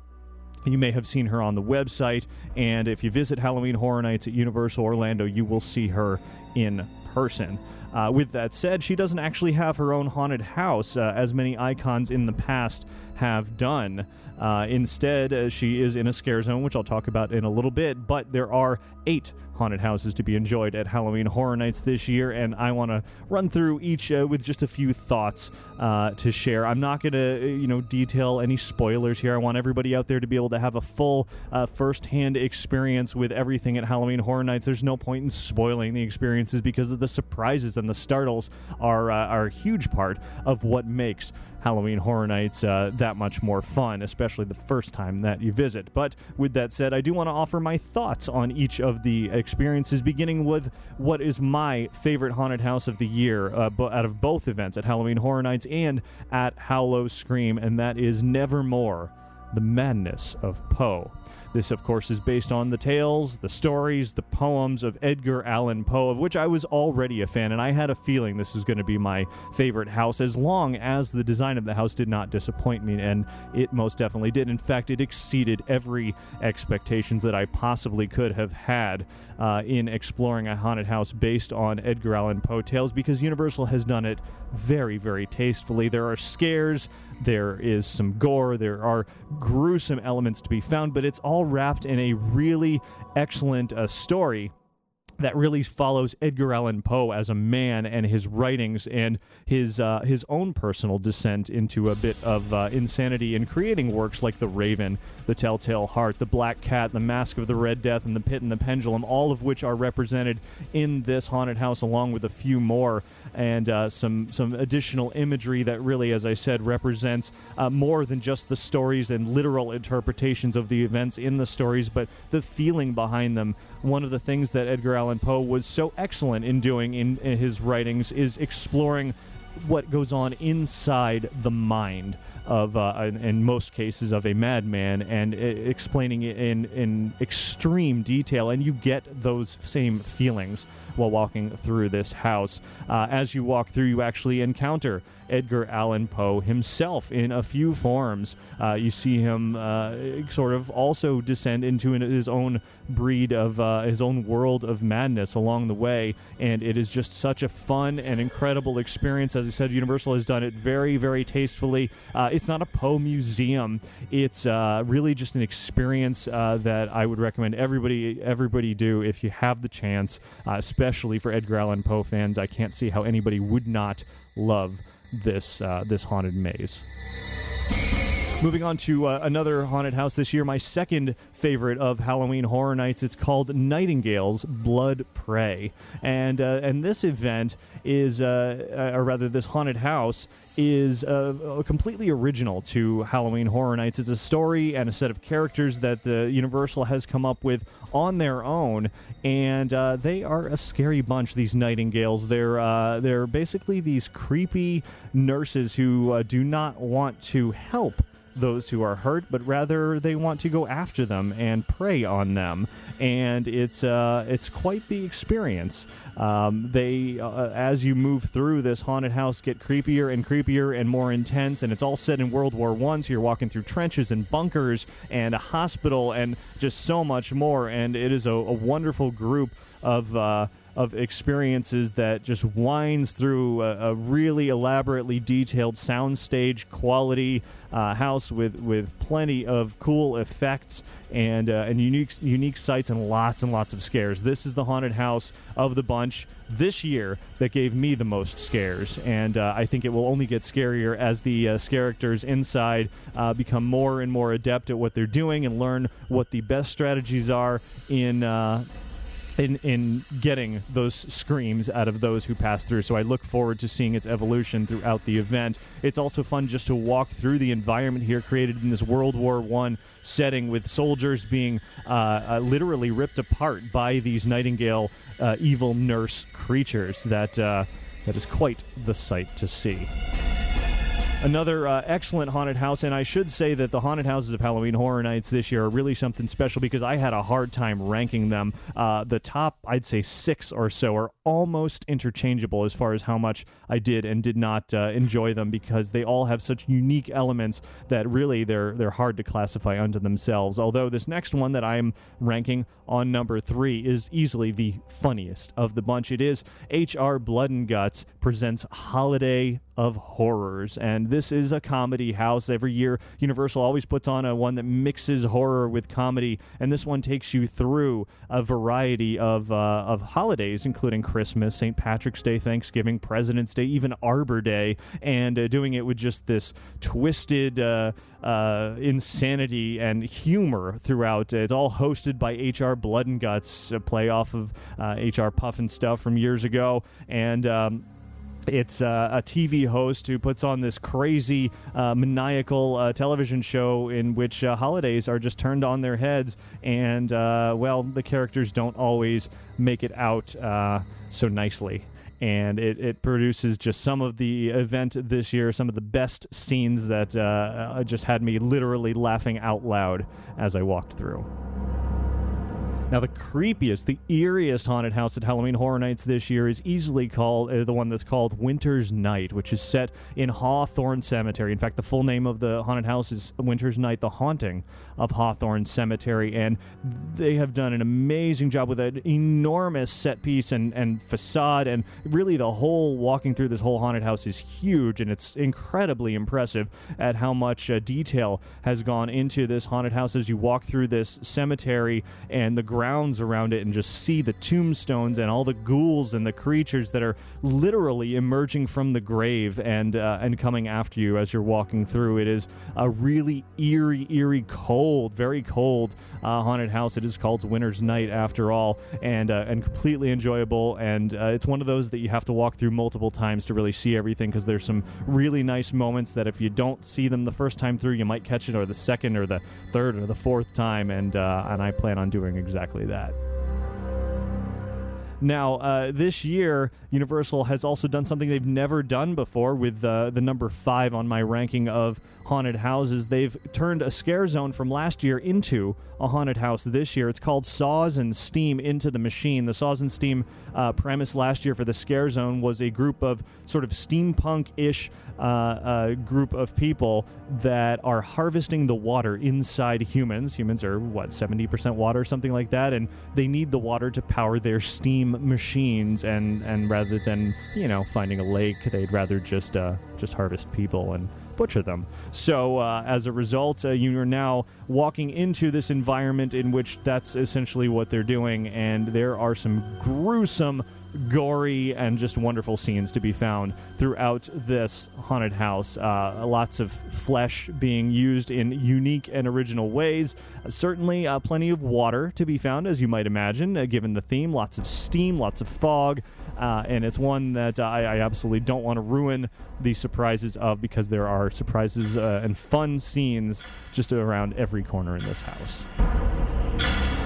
The Forsaken is my 6th of the 8 ranking, and the fact that this sits at number 6 and it is such a good haunted house says a lot about this year's houses, because I easily could have put this one at number 2 or number 3 and it would have worked just as well in the ranking, but I had to bump it down to 6 just because I liked the first 5 that much more. But The Forsaken places you aboard a ship that apparently was the 4th ship in the Christopher Columbus's voyage to the Americas, and this one didn't go so well, and everybody was doomed to eternity aboard this ship in this infinite torrential storm that you experience as you're walking through. Plenty of wind and rain and lots of great effects to be found throughout this house. The scares are a little light because the actors in there have green glowing eyes, so you can kind of see them coming from a far distance, but it is still a fun house to walk through, and one that I think, again, will evolve a lot more and more over the years, or rather over the weeks, not the years, over the weeks, as sort of the actors realize that they can be seen in certain places with their green glowing eyes, but maybe not in other places, and find their good hiding spots to pop out or use a little misdirection. Then they can really elicit those scares out of everybody. But just the environment you walk in and is pretty incredible. The detail that has gone into the walls and the surroundings and the facades and everything is just like no other that I have ever seen. It really puts you in these environments. And for those of you out there who maybe are a little bit scared to go into Halloween Horror Nights, maybe you don't want all the scares, there is a lights on tour available during the day in which you would get a whole lot of enjoyment out of walking through these houses with all the lights on and be able to see the detail that has gone in it without getting any of those scares. So I would recommend that if you're easily startled. Now, these last 2 haunted houses or haunted mazes, I see Aaron in the chat room right now is asking why are they called haunted houses, and really that's because that's a traditional name, but interchangeably you could definitely call them haunted mazes, which is probably the more appropriate name for these experiences. Well, these last 2 mazes definitely are the least enjoyable of the bunch. Number 7, they're not bad, but they're the least enjoyable. Number 7 on my list would be the house devoted to The Thing, and it's not the classic The Thing movie, but rather the upcoming prequel remake. I'm not entirely sure what it is, but the movie is coming out soon, and this house leads up to it, and it's very similar to every other The Thing house or maze that Halloween Horror Nights has put on. There's a lot of deformed, creepy creatures, humans becoming all these ghastly, grotesque sort of deformations of people looking all kinds of torturous and pleading for help as you walk by. It's not a pleasant sight intentionally, but at the same time it's also not the greatest house of the bunch. It is enjoyable. There's a lot of fun scenes in there that I haven't seen in other houses before, particularly in other Thing houses before, but at the same time it's probably one of the ones that I will visit the least this year. In general, movie-based houses tend to be a little bit less enjoyable, especially promotional houses like this one. just because they don't afford the same opportunity for the creators to put in all of their own, thoughts and creativeness into them. Instead, they have to play off of something else. As far as movie houses go, this one was actually pretty good. I will say that it's better than the usual promotional movie house. And finally, this one, I think a lot of people will disagree with me because I've been through a few times now, and everybody seemed to really, really love this final haunted house, but at the same time, I didn't really enjoy it all that much at all. It's called The In-Between, and it's this year's 3D house, which Universal has not done in a while. And for me, this house does not work very well at all. As you walk through, you wear these Prism 3D glasses, which make bright fluorescent neon kind of colors pop off of walls and off of actors and off of your surroundings and make them look like they have depth where there really is no depth. And for me, all the glasses did was blur everything, and it didn't really cause a great 3D effect this time around. And just in general, this whole house seemed to have far too few interesting scenes, and the effects that everybody was raving about didn't really impress me. And just as a whole, I felt like I had kind of seen what was going on in there before and perhaps done in better ways. But like I said, many people have said this In-Between house is one of their favorites, if not their favorite of the whole event, so maybe it's just me? I don't know. But for me, that's my least favorite of this year's Halloween Horror Nights. Now, the scare zones throughout the park this year is a very interesting mix of zones to be found at Halloween Horror Nights this year. There have been years, like last year, where scare zones seem to be spaced very well, and it's kind of on and off as you walk through, and a lot of photo opportunities and a lot of really vibrant, bright areas. This year, it seems like Universal went in a slightly different direction with a lot of darkness around the park. You won't find a constant feeling of Halloween as you're walking around. In fact, there's a good stretch of the park where there's nothing Halloween going on at all, which I thought was a bit odd.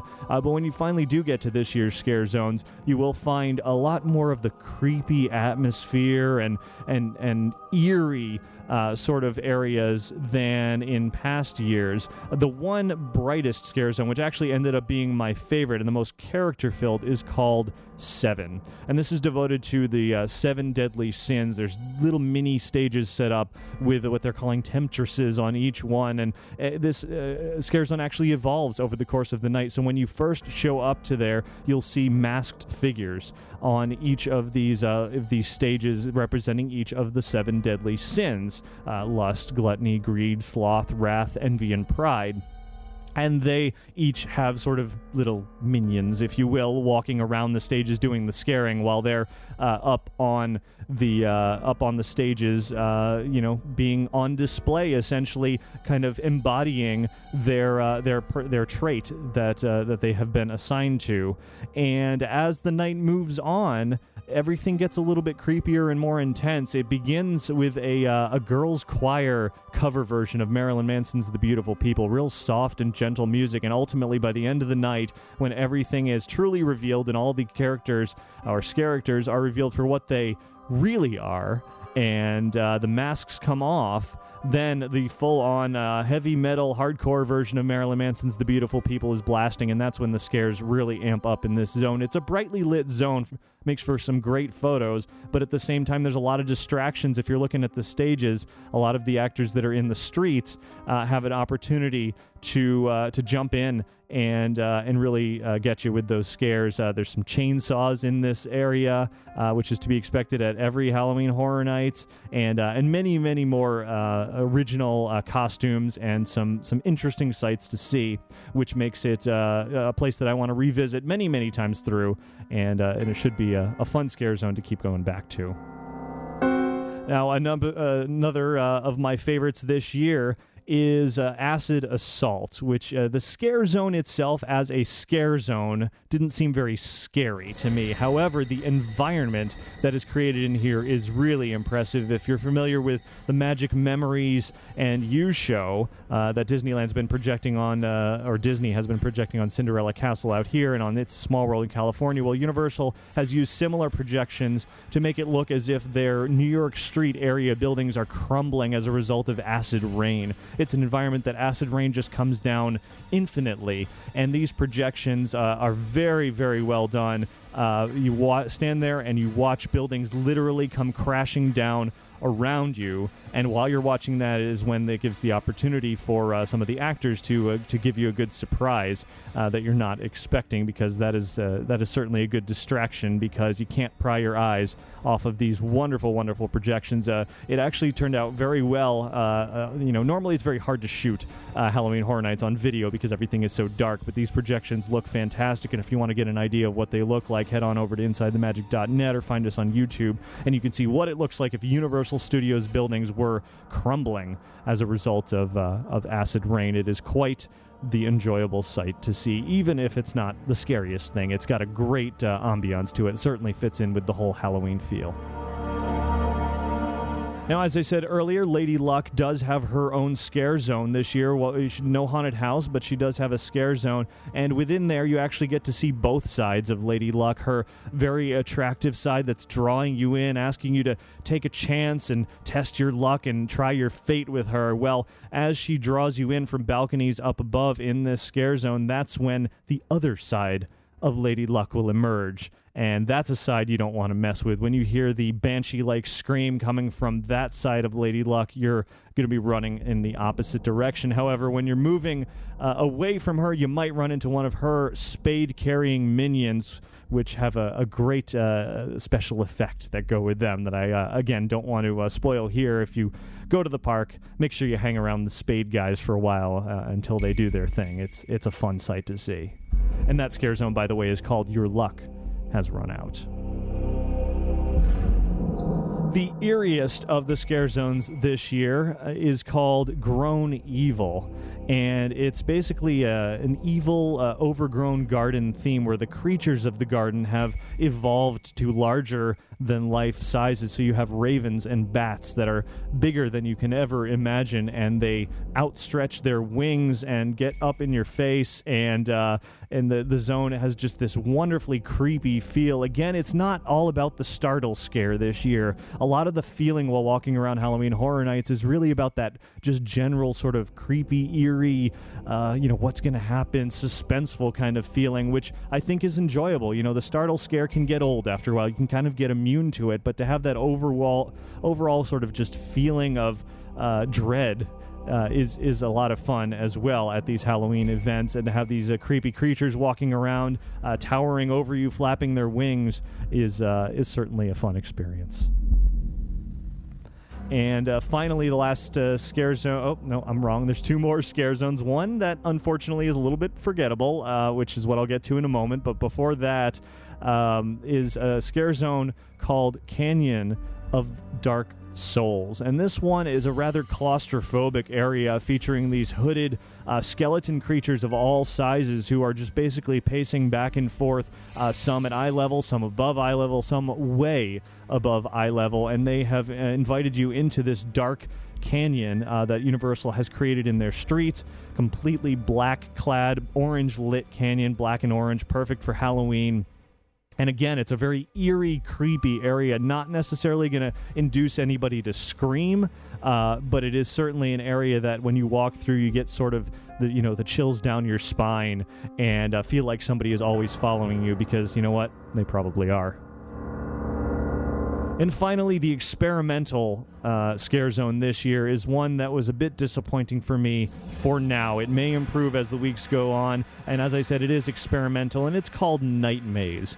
And this final scare zone is essentially completely black, except for some flashes of light. You'll find almost no visibility in here, and as you walk through, it's a maze in the streets that's totally black, and it changes as you walk through, and there's some black hooded creatures in there as well that they might sneak up on you. Unfortunately, the whole mechanism for it moving and changing around you doesn't always feel completely right. It feels kind of forced, at least at the moment. I hope that in the coming weeks of the event, they work on making this event, making the scare zone that much more enjoyable. And I will definitely revisit it multiple times to see how it shifts and changes, which often is the case for some of the scare zones each year. Now, to wrap up Halloween Horror Nights, there are also 2 shows this year. Bill and Ted's Excellent Halloween Adventure, which is in its 20th anniversary. Not the best version of Bill and Ted ever this year. Wasn't necessarily the funniest show. Pokes fun at pop culture, certainly. Had the opportunity to poke fun at many things that deserved to be poked fun at, but the jokes kind of fell flat, in my opinion. So not a big fan of Bill and Ted this year. The other show that is new to Halloween Horror Nights this year is called Death Drums, which is sort of Stomp meets Zombies, where you get a lot of trash cans and drum sets, and they're banging on them to create beats, and then zombies come out and dance and bang along. And Michael Jackson's Thriller is played at one point. There's actually 3 different versions of the show, and it is an entertaining show, but I'm not sure it totally fits in with Halloween Horror Nights. I think it would have been a more enjoyable experience just as a daytime performance minus the zombies. But if you're looking for something else to do at Halloween Horror Nights, then maybe it's worth checking out once. But in my opinion, if you're running out of time and you're really just looking for what you should do as the best experiences, focus definitely on the haunted houses themselves rather than taking in the shows, because the shows this year are not nearly as good as the very, very impressive haunted mazes that Universal has to offer. A few additional notes about Halloween Horror Nights this year. The overall ambience, as I've said, of the event is great. A little bit lacking in parts of the park where it's just kind of nothing going on, but the parts where there are things going on in the streets have this really great eerie vibe to them. And then, as I've said, the haunted houses create just the ultimate in themed haunted experiences. I can't imagine that Universal could ever top what they've done this year as far as that goes, but you never know. They seem to manage to do it every year. The icon this year, Lady Luck, supposedly ties into all of the houses. She vaguely relates to the backstories of each, but it's a real stretch. Feels almost like an afterthought to me, and honestly, you don't even really need to know about it to enjoy the houses themselves or the mazes themselves. So you can, other than her scare zone, kind of just forget about Lady Luck pretty much this year. Running this year during the event is the Hollywood Rip Ride Rocket Roller Coaster, which is a fun ride, but also a bit distracting because of the lights that shine around the vehicles. So when they're moving through the Acid Assault scare zone, it kind of takes away from the ambiance of that, and I can understand why they didn't run that coaster in recent years. As I say every year, the lines are always very long at Halloween Horror Nights, and I do recommend buying the Express Pass if you can afford it. It will give you a much, much more enjoyable time. And one final tip, apparently the food is actually a lot better this year. I never eat at Halloween Horror Nights because it's always kind of standard theme park, kind of food. But they've invented a lot of interesting creations. I haven't had a chance to try them myself yet, but they have like a Monte Cristo style peanut butter and jelly fried sandwich, which sounds interesting.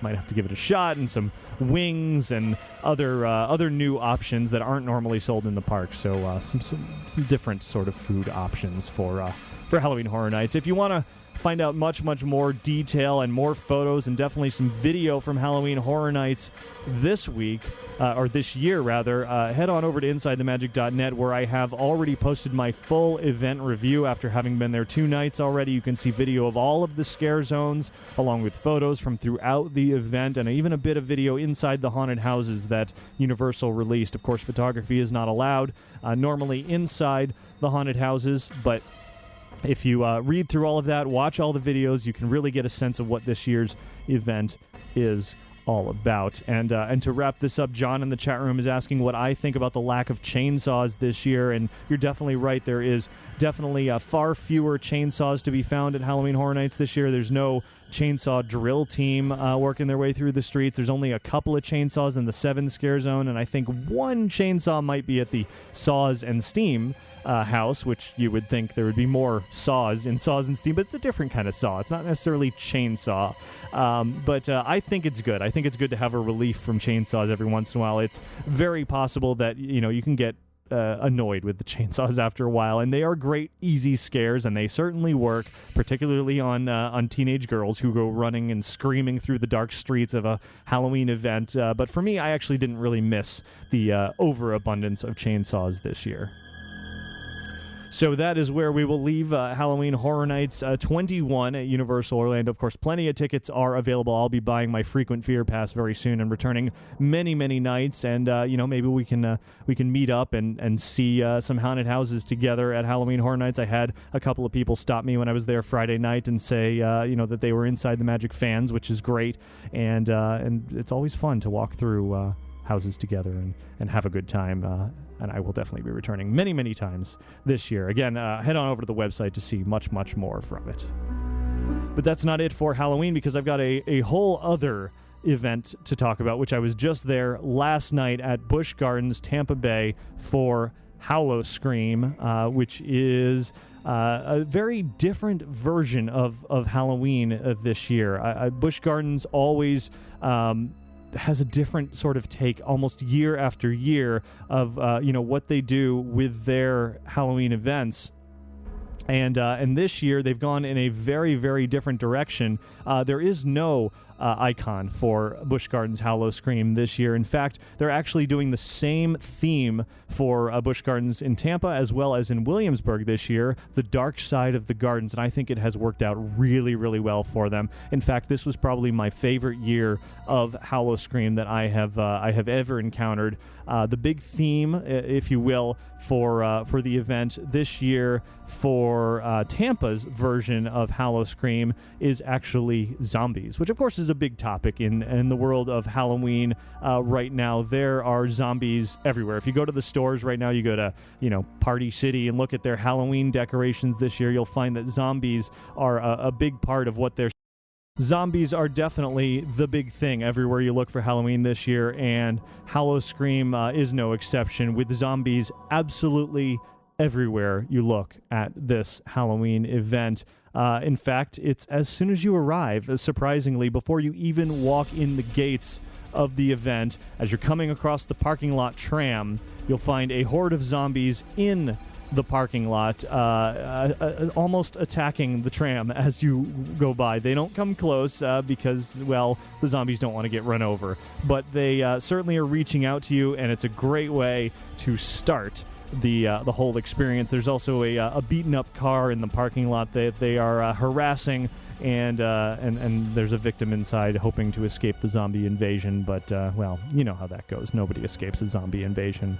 Well, maybe unless you have a shotgun or something. But in this case, zombies are fun at the Halloween event, and as soon as you enter into the gardens, the dark side of the gardens, if you will, it's immediately apparent that there's going to be no shortage of scares and no shortage of zombies to be found throughout this event. There is an impressively large number of zombies roaming throughout the massive streets of this park, and Busch Gardens is a large park, and there are very, very few areas of HallowScream this year that don't have something going on. There's no specific scare zones this year. It is simply zombies, and you'll encounter, as you're walking through, a number of different zombies as you're going through the park. It's actually quite impressive how many different varieties of undead that they have been able to come up with. As soon as you enter, you're in the dark side of the gardens. You see some creepy creatures walking around with a spooky looking archway that you can pass through to get to the rest of the event. And as you move forward, you just encounter any number of creatures. Some aren't necessarily zombies. There's werewolves and other bizarre-looking creatures as well. But for the most part, you're going to find, some undead. Even the chainsaw guys, of which there are many at HallowScream, unlike Halloween Horror Nights this year, and they certainly were getting plenty of screams. There's, those guys. There's bikers that accompany the chainsaws, a guy riding around on a motorcycle of sorts, scaring people in the streets. There's zombie clowns to be seen. There's, your traditional sort of just grotesque zombies. And in fact, there's even zombie Busch Gardens employees, which I thought was a nice touch. You see your standard array of workers in polo shirts and, animal handlers, and they're dead, unfortunately, for you, because they're coming after you with some pretty creepy looks on their faces. And it's just a fun experience to be walking amongst all the different varieties of creatures that Busch Gardens has come up with. and you never know what to expect around the corner, whether it's going to be some radioactive zone where the zombies are glowing green at you, or whether there's this large-mouthed creature who's planning on eating your skull. So it's quite the experience that I think Busch Gardens has really done a nice job of embodying Halloween throughout the park without having specific scare zones. I was a little bit worried that there might not be that much going on, but it was almost nonstop as you make your way from haunted house to haunted house. Even their photo opportunities this year, of which they always have every year, are undead themed with a group of young attractive girls you can purchase a photo with while they're kind of rotting away as well. So lots of opportunities to encounter the zombies as you're walking through the thing. In fact, as you're walking through Busch Gardens, you even hear an announcement over the loudspeaker every once in a while warning you that a zombie outbreak has taken over the park, and you should be concerned. And honestly, I saw more people getting scared in the streets of Busch Gardens because of all these zombies wandering around in their various forms than I did throughout an entire night at Halloween Horror Nights. So if you're looking for a good scare, a solid startle scare, as opposed to a sort of more subtle, eerie, ambient experiences, then HallowScream really has you covered this year. As far as the haunted houses, HallowScream doesn't always have as much of a variety of new experiences every year. Certainly they don't offer an entirely new experience like Halloween Horror Nights at Universal does. However, there are 3 new haunted houses at HallowScream this year, one of which, of course, is zombie-themed. It is called Zombie Mortuary, which I really, really enjoyed. This is an all-new house this year. Has a very Haunted Mansion-y vibe when you first walk in because you're entering into a funeral parlor. And inside, well, actually, before you even get inside, you encounter a couple of pacing zombies outside with a sign for the Russo Romero Mortuary, tribute to famous zombie-related figures, of course. And as you move your way into the zombie mortuary, you find yourself in a funeral home playing some gentle organ music. Very similar vibe as the foyer of the Haunted Mansion at Disney, but certainly a lot scarier as you walk through. A lot of startles to be found through there, and you basically make your descent from walking in as part of the living, visiting a funeral, and in the end, you're walking out as part of the undead from your grave. And the experiences in between were very inventive. I thought they had some excellent scenes that I had really never seen in a haunted house before. Now, HallowScream doesn't have as much of a, extreme budget as Universal perhaps does. So their set decorations, their makeup, and their costumes, and their everything they create isn't as amazingly high quality and detailed as Universal can put together. With that said, they do often make up for that with some really creative and fun uses of their scenes. It seems like they don't necessarily take themselves as seriously, if you will, as Halloween Horror Nights, so it gets this sort of more fun, upbeat feel as you're walking through these experiences. Yes, there's Halloween and it's creepy for sure, and of the 3 new haunted houses this year, Zombie Mortuary is probably the creepiest, but at the same time you kind of walk out smiling and laughing as opposed to totally creeped out as you do in many of the horror nights. So it's a different version of Halloween fun. With that said, there's certainly another experience that goes right along those same lines, another new house this year called Ultimate Gamble Vampire Casino, and this is just a bizarre mixture of Las Vegas and vampires, and they thrust you right into this crazy casino where you walk past slot machines and into a bar and past an Elvis wedding, and from there everything just turns for the worse, and there's a lot of really unique scares throughout this house as well. I never really got a good sense that the characters in there were vampires, but they were certainly some kind of creature that was after you, and it was fun. It was a good, immersive environment. Did feel like a casino most of the time through until you started working your way into the sort of crazier depths of insanity by the end. So overall, just a fun new experience and a welcome addition to the HallowScream lineup of houses.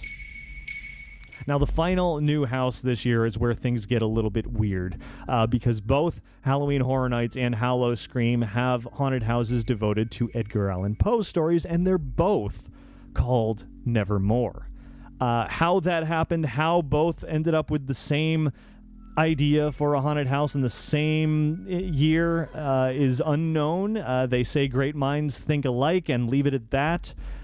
So we probably will never know the full story on that one. However, the Nevermore haunted house at HallowScream, I feel, is not nearly as good as the one, not nearly as enjoyable as the one at Halloween Horror Nights. The whole experience begins somewhat hokey outside the house with a glowing green talking skeleton sort of humorously almost reciting lines from The Raven. Not the best way to set up a Edgar Allan Poe experience. As you move through the house, I wouldn't say Poe's stories were treated with any sort of not as much respect or taste as Universal did. It didn't really ever feel like they were totally embodying every element of the story, but rather just kind of basing their scares on the story loosely and then running with it from there. There's a lot of scenes in HallowScream's version of the Poe stories that I thought were good and unto themselves. Without the Universal version being around, I probably would have enjoyed them more. But the amazing level of detail and the huge rooms that are put into the Horror Nights version at Universal really just far surpassed what I saw at Busch Gardens. With that said, it's not a terrible experience by any means. There's toward the end of the Nevermore house at HallowScream, it gets kind of crazy. There's a lot of blackness and strobe lights, and people were at a dead stop because they didn't know where to go or how to proceed or what to do, and were scared to move. And you know what? That's a good thing for a haunted house. So it just depends on if you're looking around for detail and for amazing set decorations and a wonderful tribute to Edgar Allan Poe, or if you're looking for a lot of quick startle scares, and that's really what you'll find at HallowScream most of the time. Returning this year are 3 more haunted houses: Nightshade, Toy Factory, Death Row, Vengeance, and Deconstruction. I did 2 of those 3 this year. They're slightly updated over previous years, but for the most part, they're essentially the same haunted house that have been there in the past years. I still like Nightshade Toys. It premiered a couple of years ago. Death Row Vengeance is certainly a classic to be found there. And then I didn't do Deconstruction because I feel like that house has been going downhill over the past few years, and from what I hear, it wasn't too much more going on with that house this year either. And in addition, there's one more experience that is offered at HallowScream this year, and that is Club Virus, which is sort of this ongoing thing that they've been doing for a few years now at HallowScream to have this nightclub, dancing and drinking environment. This year, there's no cover charge to get in. As long as you're 18 years old, you can enter into Club Virus, enjoy some dancing and DJing, and then, of course, you can purchase drinks while you're in there. And it's even less of a Halloween experience this year. When it started a couple of years ago, it was a little more Halloween. Last year was the whole Sylvie, My Ex Rockstar theme. And this year it's just kind of a dance club with some dancers. And, it's if you're into dance clubs and drinking and that's what you're there for, then it's not bad. But for me, it's not very Halloween at all. Now, I also did not have a chance, unfortunately, to see the new show this year called Midnight Hour. I heard that it was a good show, but not as good as Blood Relations was last year, which was an all-new show, and I guess this year's is sort of a variation of that one, which is similar in respect of making fun of pop culture as Bill and Ted's over at Universal, but in a sort of different way. But as I said, I didn't see Midnight Hour this year, so I can't really say too much more about it, unfortunately. I will note that food at Busch Gardens is not very good, so if you plan on going to HallowScream, try to eat ahead of time, because even in the Midnight Hour area, which is a stage/dining area, I have never eaten anything there that I actually liked. Unfortunately, so good idea to eat in advance. I also went when I went last night. It was still Freaky Preview Weekend, as they put it, and which means it was discount weekend, which means it was very, very, very crowded, which is why I didn't have a chance to see Midnight Hour show. I had to wait in some very long lines to get in some of the houses, and as a result of the crowds and the cheaper price and all of that, it was a lot of rude people there last night as well, a lot of drunk people, and that kind of crowd really can ruin an event. You try to stay clear clear of that kind of thing as much as possible. In line, we had to let people go by us multiple times because they were just loud and out of control, and I did not want to walk through a haunted house with that type of person. We saw one teenager who was texting her way through the haunted house after waiting like 45 minutes to get in. Somebody else was shining a phone light on everything, and that type of behavior just doesn't need to happen inside haunted houses. You're there for the experience. You're there for Halloween. There's no place for that. Just like if you go to a movie theater, put your phones away. If you go to a haunted house and it's dark and you're supposed to be scared, don't shine flashlights in people's faces. Don't be a jerk.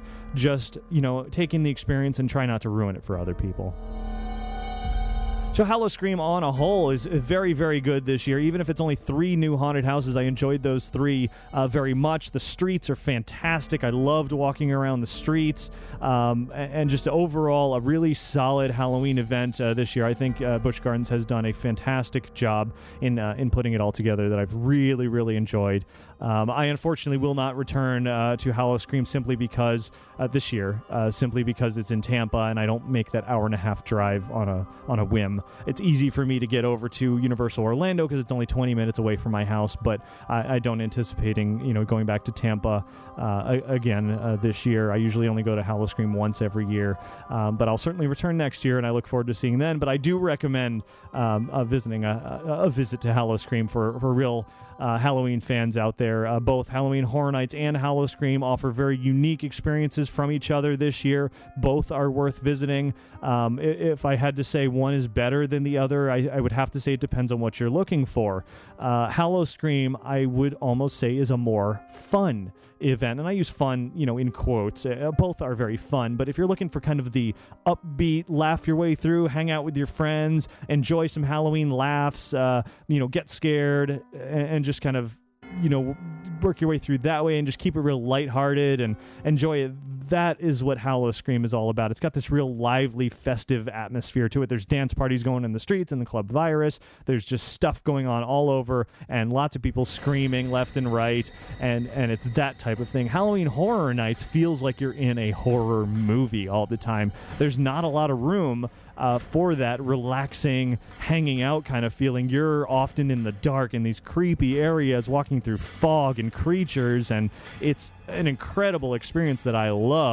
And it's just a different brand of Halloween from one to the other. And it's great that we have both here in Central Florida. So I cannot pick one that one is better than the other. If I lived in between them, I would probably frequent both. I am closer to Universal, so I'm going to go to Halloween Horror Nights many times, and I'll go to HallowScream again next year, as I have for several years now. So definitely go to both if you can. If not, pick your brand of Halloween and go for it from there. Now, I haven't posted my review and photos and video from HallowScream yet over at InsideTheMagic.net, but I intend to do that within the next couple of days. So you can head on over there to check those out very, very soon as well. And you can also go to InsideTheMagic.net/Halloween to see all of our Halloween coverage from not only these 2 events, but Mickey's Not So Scary Halloween Party at the Magic Kingdom, the upcoming Haunted Mansion events, the Meetup, and the Room for One More, and several more that we're going to be covering as well.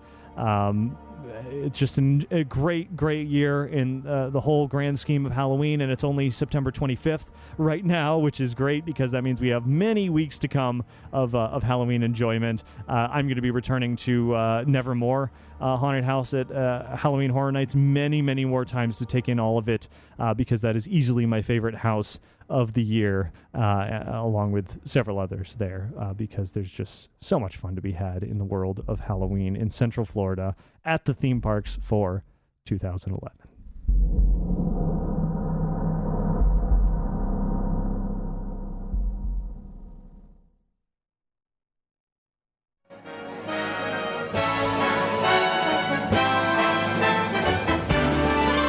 There's a great, big, beautiful tomorrow. And somehow it seems strangely inappropriate to be playing this at the end of the show, but it's a tradition.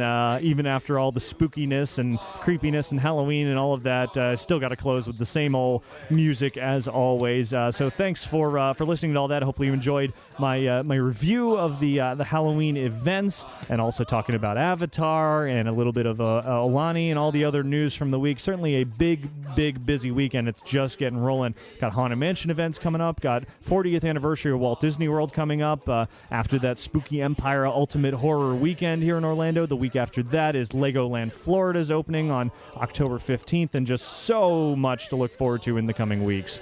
Once again, I do want to quickly mention, head on over to Podcast Awards, submit your nominations for your favorite podcast. If Inside the Magic is one of them, please nominate us for Best Produced and Best Travel categories, and we'd really, really appreciate that. I do also want to thank Magical Travel for sponsoring this week's episode of Inside the Magic. You can find out more about their services by visiting magicaltravel.com. And please visit us over at InsideTheMagic.net to find all of the Disney and theme park news and a whole lot of Halloween fun. And while you're at it, check out LanyardLab.com to see all of the different styles of custom lanyards that we have, and request a price quote today and get a preview of your own lanyard design. So thanks to all of you for listening each and every week, and all of you watching live on the live stream and chatting in the chat room and watching later on YouTube. I've had a lot of people writing in and calling in and telling me in person that you've been enjoying the video version of the show, which is great. I'm really happy to hear that. If any of you haven't checked out the video version, you're just listening on the podcast, just head over to InsideTheMagic.net in the podcast section. I usually post the replay of the video version a couple of days later. We record on Sundays, of course. The time varies, but follow us on Twitter and Facebook, and you'll find it. And then if you look on YouTube as well, you'll find all the video replays as well. And while I'm talking, I accompany, video with video and photos and all of that kind of thing, and it's a whole lot of fun. So anyway, that's about it for this week's show. Thanks to all of you for tuning in, and have a magical week. Bye. A great, big, beautiful tomorrow, shining at the end of every day. There's a great